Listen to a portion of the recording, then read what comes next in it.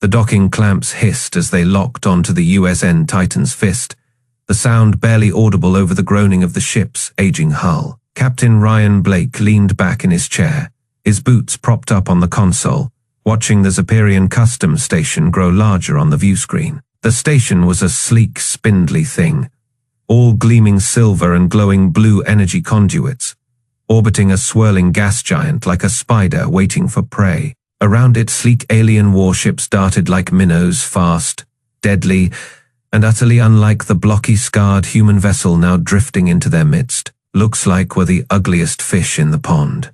Crewman Lisa Hayes muttered from the co-pilot's seat, her fingers dancing over the controls as she guided them in. Blake smirked. Would Dent have it any other way? The comm crackled to life. Unidentified human vessel. This is Xperian Customs Station Alpha. Faye, prepare for boarding and inspection. The voice was sharp, dripping with the kind of superiority only a species that had mastered interstellar travel before humans had invented the wheel could muster. Copy that, Alpha, Faye Blake replied, his tone deliberately casual. We're all yours. He thumbed off the comm and glanced at Lisa. Let's give them a warm welcome. The airlock cycled open with a hiss, revealing Inspector Vexler in all his chitinous glory. The Xperian stood nearly 8 feet tall, his segmented exoskeleton polished to a mirror shine, his 4 multi-jointed arms folded in what Blake assumed was an attempt to look intimidating. Behind him, a squad of armed Xperian enforcers fanned out, their plasma rifles humming with barely restrained energy. Captain Ryan Blake, I presume? Vexler's voice was a dry rasp, his mandibles clicking with every syllable. Guilty as charged, Blake said, stepping forward with his hands raised in mock surrender. What's the occasion? Routine inspection, Vexler replied, his compound eyes scanning the human crew with obvious disdain. Your species has a reputation for unpredictability. The Federation requires we ensure you are not smuggling prohibited weaponry. Lisa snorted. Prohibited by who, you? Vexler's antennae twitched. By the Galactic Federation. Yes, your primitive firearms and explosives are considered a hazard to civilized spacefarers. Blake exchanged a glance with Lisa, then shrugged. Be our guest, knock yourself out. The inspection was thorough, almost insultingly so. The Xperians tore through every storage compartment, scanned every crate, and even ran molecular detectors over the crew's personal effects. They confiscated everything, sidearms, combat knives, even the emergency grenades stashed in the engine room. Pathetic, one of the enforcers muttered, holding up a human pistol like it was a child's toy. They still use gunpowder. Vexler turned to Blake, his mandibles spread in what might have been a smile. You are in violation of Federation Ordinance Faye B. All projectile weapons are hereby confiscated. Blake didn't react. He just crossed his arms and leaned against the bulkhead, watching as the Xperians piled their weapons onto a grav sled. You sure you got everything? Vexler's antennae stiffened. Do not test my patience, human. Your ship is already a disgrace. No plasma shielding, no energy weapons, not even a proper defensive matrix. It's a wonder you made it this far. Lisa clenched her fists but said nothing. Blake, however, just grinned. Oh, we're full of surprises. Vexler ignored him, motioning to his squad. This vessel is cleared for departure. You may proceed unarmed as per regulations. As the Xperians filed out, their grav sled piled high with human weapons, Blake called after them. Hey, Vexler. The inspector paused, turning just enough to glare over his shoulder.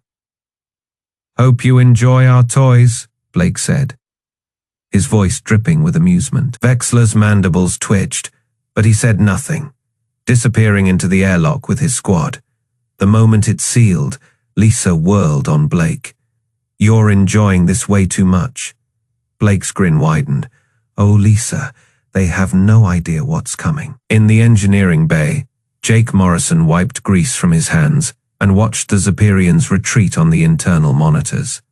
He chuckled to himself, tapping a command into the console. Deep within the Titan's fist, something dormant began to wake. Fools, Jake murmured. You just disarmed the decoy. The observation deck of the Zeperian Customs Hub glittered under the light of the gas giant below. High Overseer Kreltok lounged in his Shenfuyi, his chitinous fingers tapping against the armrest as he watched the confiscated human weapons float in the containment field. The display drew chuckles from the dozen alien officers gathered around, their various appendages gesturing at the primitive arsenal. Vexlor strode in, his mandibles clicking with satisfaction. "Another successful confiscation," he announced, tossing a human pistol onto the table. It clattered next to a collection of knives, grenades, and what looked like a crude shotgun. Their captain didn't even protest, just smiled like an idiot. Kreltok picked up the pistol, turning it over in his claws.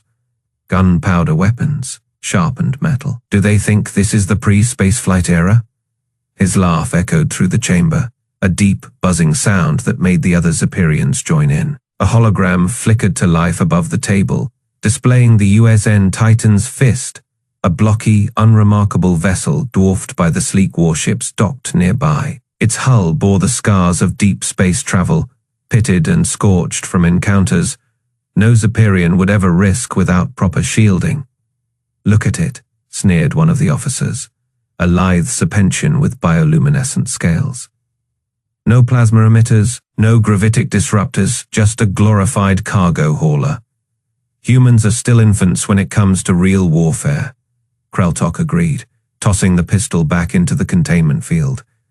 They cling to their archaic tools because they lack the intellect to master proper technology. Across the room, unnoticed by the celebrating aliens, human engineer Jake Morrison leaned against a support beam, a grease-stained rag dangling from his pocket. He watched the display with a smirk, his fingers idly tapping a rhythm against his thigh. One of the junior inspectors, a nervous-looking arthropod with too many legs, hesitated. But their species did conquer their own planet through sheer violence, shouldn't we? Kreltok cut him off with a dismissive wave. Violence without sophistication is meaningless. A single Zeperian cruiser could glass their homeworld before they even realized they were under attack. Jake's smirk widened. He pushed off the beam and strolled toward the exit, whistling a tune under his breath. Vexlor noticed him leaving and called out, "Leaving so soon, Softkin? Don't you want to defend your species' honor?" Jake paused, glancing back over his shoulder. "Nah, I've got work to do," Kreltok chuckled. "Of course you do. Go polish your primitive engines. Human, maybe one day you'll invent something worth confiscating." The laughter followed Jake out into the corridor. He didn't mind. Let them laugh back aboard the Titan's Fist. The crew was anything but idle. Captain Blake stood in the engineering bay, arms crossed, watching as Lisa Hayes recalibrated the primary power couplings. The ship hummed around them, a low, steady vibration that resonated through the deck plates. "They took everything?" Lisa asked, not looking up from her work. "Every last bullet," Blake confirmed. "Even my damn pocket knife." Lisa snorted. "Good thing we don't need bullets." Jake strode in, still grinning. "You should have heard them, Cap. They're practically throwing a party over our primitive tech." Blake's expression didn't change. "Let them enjoy it. They won't be laughing for long." A console beeped, and Lisa straightened. "Kinetic matrix is primed, just waiting on your signal." Jake cracked his knuckles. "Oh, they're gonna love this." Outside, the Titan's Fist sat docile in its docking cradle, an unassuming human vessel surrounded by superior alien technology. None of the Zeperians noticed the subtle shift in its power signature. None of them saw the way the hull plating ever so slightly realigned, the hidden mechanisms beneath stirring to life. And none of them heard Jake Morrison mutter under his breath as he punched in the final activation sequence. "Yeah, about that." The docking clamps hissed as they locked into place with finality. Captain Blake leaned back in his chair, fingers steepled, watching the Zeperian inspectors retreat through the airlock. Their chittering laughter echoed down the corridor, carrying the last confiscated human sidearm in a containment field. Lisa Hayes clenched her jaw beside him, her knuckles white on the armrest. "All weapons secured," Vexlor announced over the comm, his voice dripping with condescension. "Your primitive toys are now property of the Zeperian sovereignty. Try not to weep over them. Soft skin. Blake didn't react. He just tapped a sequence into his armrest console. A soft chime answered. Across the customs hub, alarms blared. Zorath, the patrol commander, spun toward the Titan's fist, his four eyes widening as the ship's docking clamps refused to disengage. "What is this?" he demanded, slamming a clawed hand onto the control panel. "Release immediately." Inside the ship, Jake Morrison wiped grease from his hands and grinned at the flashing alert on his engineering display. "Oh," they noticed. Lisa turned to Blake. "They're hailing us." "Let them wait." Blake stood, straightening his jacket. "Jake, status. Kinetic conversion matrix primed." Jake's voice crackled over the internal comm. "Just give the word, Captain." Outside, Zorath's squad raised their plasma rifles, aiming at the Titan's fist's hull. The ship's exterior was still unremarkable, bulky, scarred, devoid of weapon ports. But then the plating shifted. Panels slid aside with a deep, resonant groan.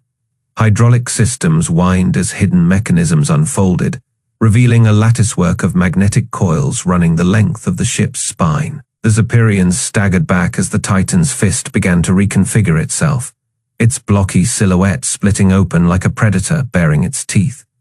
Vexlor's mandibles clicked in frantic alarm. What is this?" The ship's AI voice, calm and synthetic, echoed across the docking bay.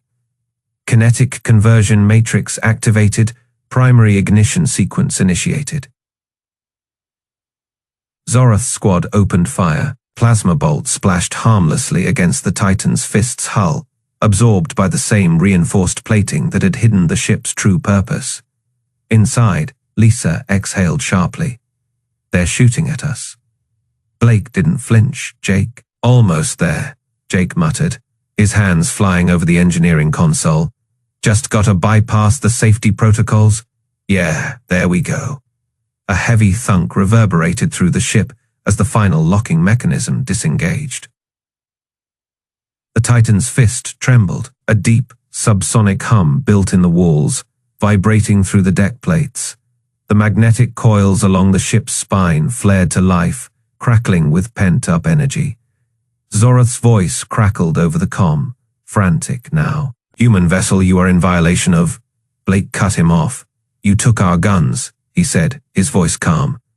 "But you forgot something." Outside, the Zephyrians watched in horror as the Titan's fist's engines flared. Not to flee, but to brace. The docking clamps groaned under sudden, immense strain. Lisa's fingers hovered over the final command. "Ready when you are, Captain?" Blake smiled. "Fire." The ship moved. Not forward. Not backward, itself. The Titan's fist's magnetic coils discharged in a single catastrophic pulse. The ship's entire mass, every ton of reinforced steel, every circuit, every rivet, became a projectile accelerated to relativistic speeds in the span of a heartbeat. The docking clamps sheared apart like paper. The Titan's fist tore free of the station, its hull glowing white, hot from the sheer force of its own acceleration. The Zephyrian customs hub didn't stand a chance.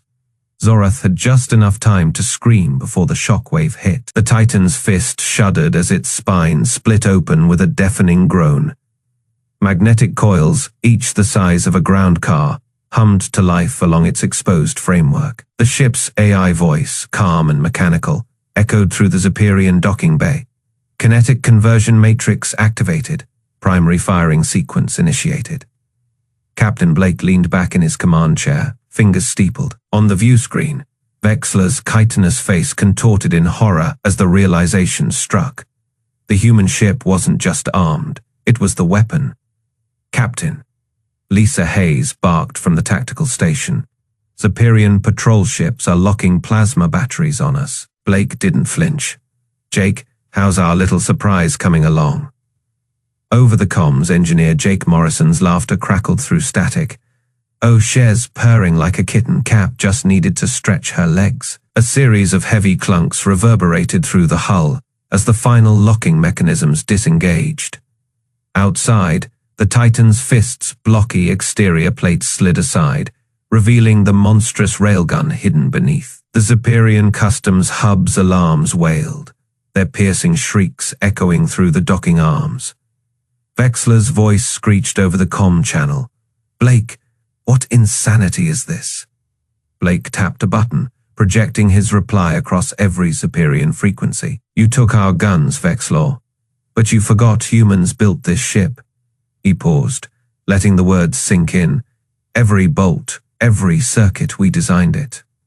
On the observation deck, High Overseer Kreltok's mandibles clicked furiously. His holographic display flickered, recalculating the Titan's fists, threat rating from harmless to catastrophic. "Fire! Fire everything!" he screamed at his subordinates. Zephyrian plasma cannons lit up the void, their emerald bolts streaking toward the human vessel. They splashed harmlessly against the Titan's fist's reinforced prow, the one section of the ship not reconfigured into the railgun's firing mechanism. Jake's voice whooped over the comms. "Shields at Faye, those bug zappers ain't scratching us." Lisa's fingers danced across her console. "Magnetic coils at full charge, capacitors green. We're hot, Captain." Blake exhaled slowly. "Then let's give them a proper goodbye." Vexler's four eyes widened. "You wouldn't dare," Blake interrupted. "Jake, light the candle." In engineering, Jake slammed his fist onto the ignition switch. The universe held its breath. The Titan's fist fired. Not a projectile, not a missile.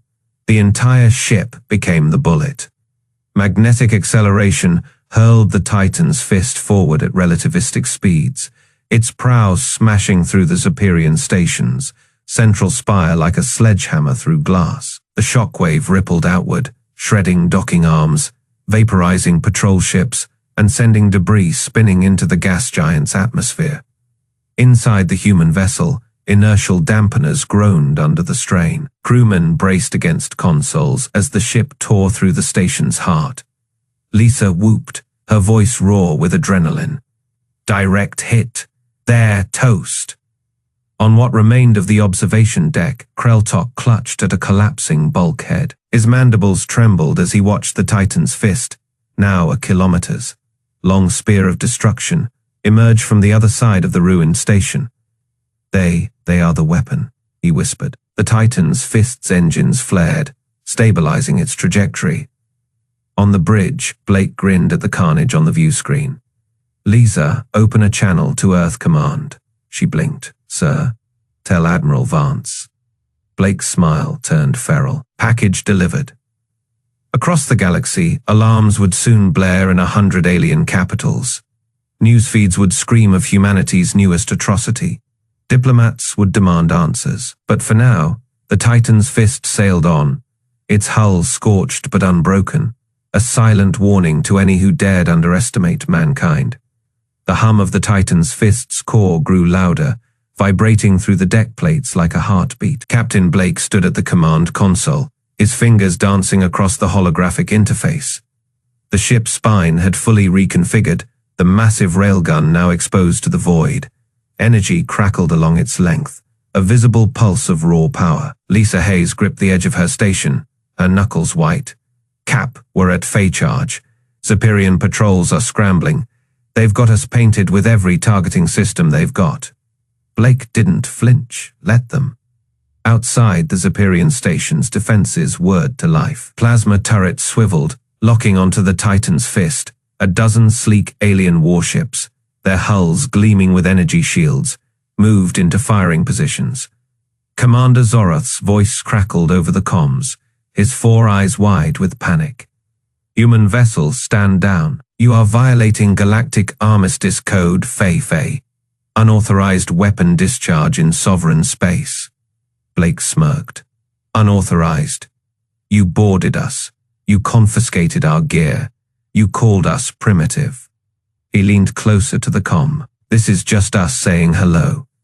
In engineering, Jake Morrison wiped grease from his forehead, his grin wild. The kinetic matrix was his baby. Every bolt, every circuit, every failsafe. Had spent 3 years in the bowels of Martian dry docks, making sure this moment would work. The Zephyrians had scanned for weapons. They'd missed the truth. The Titan's fist wasn't armed. It was the weapon. Charge at Faye, Lisa announced. Blake didn't hesitate. Fire. Jake slammed his fist onto the ignition switch. The ship lurched, not from an external impact, from within. The railgun's magnetic coils screamed as they unleashed their payload. But this wasn't a standard round. This wasn't even a projectile. The entire ship was the bullet. The Titan's fist shot forward, its hull glowing white, hot from the acceleration. Alien shields flared as the human vessel tore through them like paper. Plasma bolts meant to cripple warships dissipated harmlessly against the sheer kinetic force. The Zephyrian station's defenses had been designed to stop energy weapons, to repel boarding parties, to withstand sieges. They hadn't been designed for this. Zorath's final transmission was a garbled scream as the Titan's fist punched through the station's central spire. The impact wasn't an explosion, it was an erasure. Metal vaporized. Structural supports snapped like twigs. The station's gravity generators failed, sending debris spinning into the void. Lisa whooped, her voice raw. Direct hit. Station integrity gone. Outside, the remains of the customs hub drifted apart, a cloud of shattered alloy and frozen atmosphere. The Titan's fist coasted through the wreckage, its railgun spine still humming with residual energy. Blake exhaled, rolling his shoulders. Well, that worked. Jake's laughter crackled over the engineering channel. Damn right it did. Told you the math was solid. Lisa shook her head, still grinning. The Zephyrians are going to need a new definition for unarmed vessel after this. On the view screen, the surviving alien warships hung back, their weapons silent. Their commanders had seen it, the moment their understanding of human technology shattered. They'd expected guns, they'd expected bombs. They hadn't expected a ship that could become the shot. Blake keyed the comms, his voice calm. This is Captain Ryan Blake of the USN Titan's Fist. To any Zephyrian forces still listening, well be leaving now. Any objections? Static. Then, a single shaken voice. Negative, human vessel, proceed. At your discretion. Lisa snorted. Discretion, right? Blake leaned back in his chair, folding his arms. Helm. Take us home. Nice and slow. Let them watch us go. The Titan's fist turned, its engines flaring. Behind it, the wreckage of the Zephyrian station drifted, a silent testament to humanity's newest lesson for the galaxy. Never assume a human ship is just a ship. Kreltok's escape pod tumbled through the debris field, its stabilizers struggling to correct the spin. The Zephyrian High Overseer pressed his chitinous face against the viewport, his 4 compound eyes reflecting the floating wreckage of what had been the most secure customs station in the quadrant. His mandibles clicked uncontrollably, a sign of distress his species hadn't displayed in generations. The pod's comm system crackled to life. This is Patrol Command to any surviving vessels, report status. Kreltok's forelimbs trembled as he reached for the transmitter. This is High Overseer Kreltok. Station is gone. Repeat, station is gone. Silence.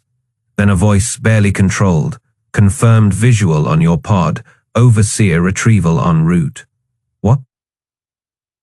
What happened? Kreltok's gaze drifted to the distant streak of light.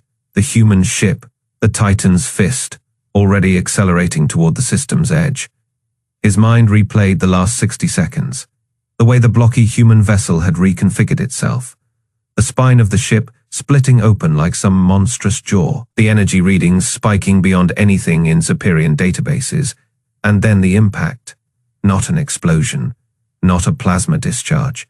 A kinetic strike so powerful it had shattered the station's core like glass. Overseer, the comm insisted. They turned their ship into a gun, Kreltok whispered. A gun.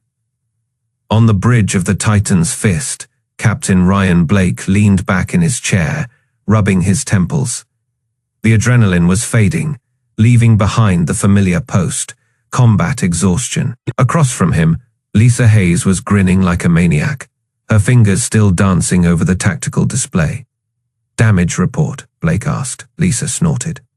Other than the fact we just fired ourselves as a projectile. Hull integrity at Faye. Magnetic accelerator coils need 6 hours to cool, and we're down to 1 backup reactor. Jake Morrison's voice crackled over the engineering channel. Yeah, about that. Next time you decide to turn my beautiful ship into a giant bullet, maybe give me 5 goddamn minutes to reinforce the structural braces? Blake smirked. You had 4. A pause. Then Jake's laughter filled the bridge. Fair enough. The main comm screen flickered to life, revealing the stern face of Admiral Vance back on Earth. His expression was unreadable for 3 long seconds. Then the corner of his mouth twitched. Tell me you got it on video. Blake sighed. We may have forgotten to activate the external recorders during the, repurposing sequence. Vance pinched the bridge of his nose.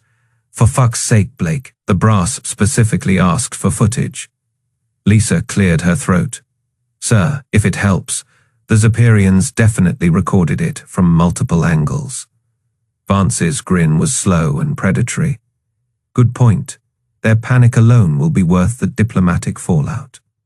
His expression sobered. Speaking of which, expect a lot of angry comms in the next hour. The Federation doesn't take kindly to losing an entire customs hub. Blake shrugged. They shouldn't have confiscated our guns. Kreltok's rescue shuttle docked with the nearest Zeperian cruiser, its airlock hissing open to reveal a crowd of stunned officers. No one spoke as he staggered aboard, his exoskeleton still vibrating from the shockwave. Commander Zorath, miraculously alive after ejecting his patrol ship at the last second, stepped forward. High Overseer, the human vessel. Kreltok's voice was hollow. Gone. A junior officer dared to ask. How? Our scans showed no weapons, no energy signatures, just cargo holds. Kreltok turned to the viewport, where the debris of the station glittered like a funeral shroud. You misunderstand, the humans didn't bring weapons. He exhaled sharply, a sound no Zeperian had ever made in living memory, a whimper. They built the weapon, out of their ship. Silence, then Zorath whispered. What kind of species does that? The comm station beeped urgently. Incoming transmission from the Galactic Federation Council.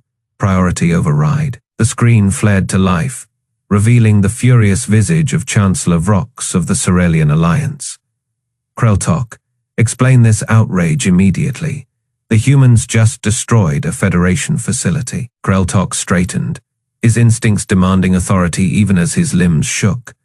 Chancellor, the humans. Did you provoke them? Vrox snapped. A beat, Kreltok's mandibles clicked once. We confiscated their firearms. Vrox's feathery crest flattened in sheer disbelief. You what? Zorath stepped forward. Sir, we had no reason to believe. No reason. Vrox's voice rose to a shriek. The entire reason humans were invited to join the Federation was their engineering insanity. Their entire military doctrine is if it exists, we can weaponize it, and you took their guns. Kreltok felt something inside him fracture. Chancellor, what do we do? Vrox's hologram flickered as he turned to someone off screen. Then he sighed. Pray their next demonstration isn't worse. The transmission cut out in the silence that followed. Zorath murmured, They'll come back, won't they? Kreltok stared at the stars. Oh yes, and next time, they won't need to turn their ship into a gun. He exhaled.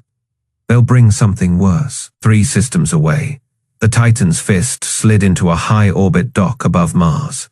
Jake whistled as he examined the hull damage. Well, Captain, good news and bad news. Blake raised an eyebrow. Go on.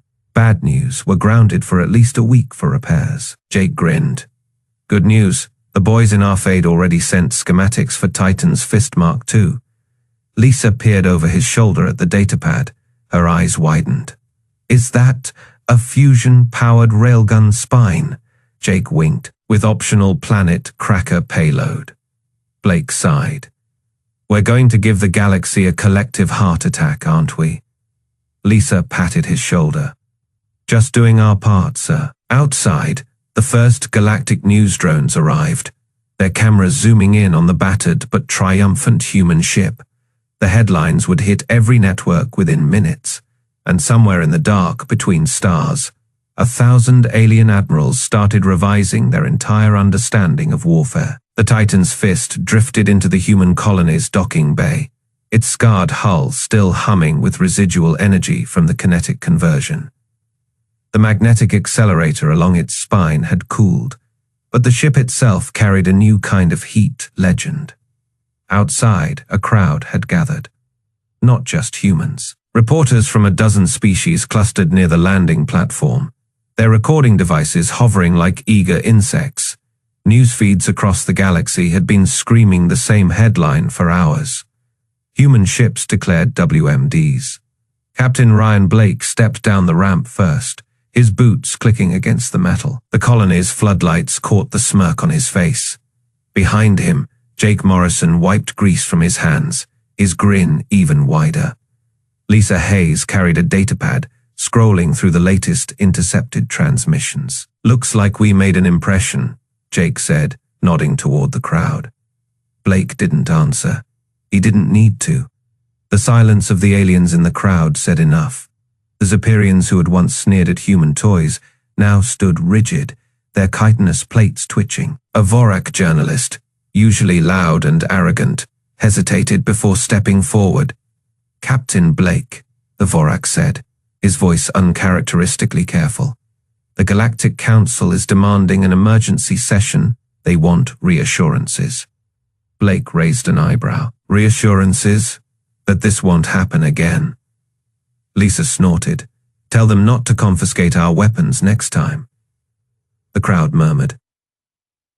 A Ceralian diplomat, her floating orbs flickering with anxiety, drifted closer. "You must understand, this changes everything. No species has ever weaponized an entire ship before. The Federation's entire defensive doctrine is built around neutralizing visible armaments. But we were the armament," Jake finished for her. He crossed his arms. "Yeah, funny how that works." Blake stepped forward, his voice calm but carrying. "Here's your reassurance. Humanity doesn't start fights, but we finish them. You took our guns, so we showed you what happens when you push us." The Ceralian's orbs dimmed.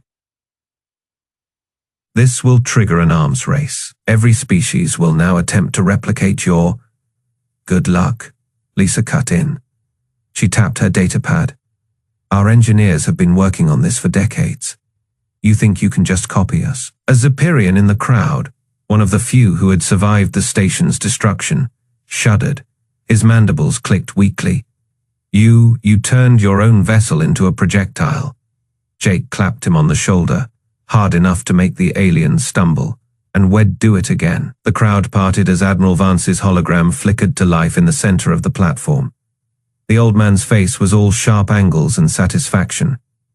"Blake," he said, nodding. "Earth Command's been monitoring the fallout. The Council's in chaos. They're calling it the most audacious tactical maneuver in galactic history." Blake shrugged. "We improvised." Vance chuckled. "Improvised. Right." His hologram turned toward the alien reporters. "Let me make this clear for the record. Humanity has no interest in domination, but we do have an interest in not being pushed around. Today was a reminder." His eyes gleamed. "Don't make us remind you again." The transmission cut out. The silence that followed was thicker than deep space radiation. A human colonist, a mechanic by the look of his grease stained jumpsuit, whistled low. "Damn, they really thought they had us, huh?" Blake turned to his crew. "Pack it up. We've got a debrief in an hour." As they walked away, the alien diplomats finally found their voices, pleading, demanding, some even begging for treaties. But the humans weren't listening anymore. Jake elbowed Lisa. "Think they'll try to confiscate our ships next?" She smirked. "Let them try." Blake didn't look back. The Titan's fist loomed behind them, its hull still warm. "Next time," he said, "let's see them try to confiscate us."